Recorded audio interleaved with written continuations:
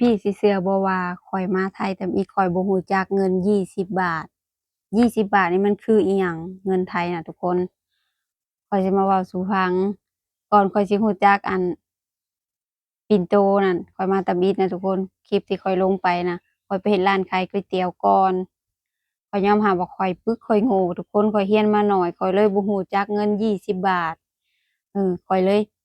อ่าไปทำงานขายก๋วยเตี๋ยวน่ะมันมีแคบหมูเนาะในร้านขายก๋วยเตี๋ยวน่ะแล้วมีลูกค้ามาซื้อแล้วบ่รู้ว่าถุงเท่าใดข้อยจื้อบ่ได้เลยแล้วอ่าเขาเจ้าละให้ข้อยไปทอนคนเฮ็ดงานนำกันให้ข้อยไปทอนเงินให้ลูกค้าแหน่ทอน25 บาทเด้อข้อยเลยว่า25 บาทน่ะมันคืออิหยัง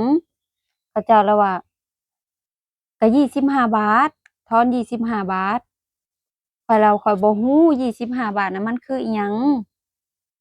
ข้อยก็ยืนงงของข้อยบ่รู้25 บาทเนาะแล้วเขาเจ้าคนในร้านน่ะเขาเจ้าก็มาทอนอีกแล้วบัดนี้แหละ25 บาทนี่เด้เขาเจ้าว่านี่อันนี้เขาเจ้าฮ้อง20ใบ20อันนี้นั่น โอ้ยคันว่าใบ20 บาทข้อยก็สิรู้อยู่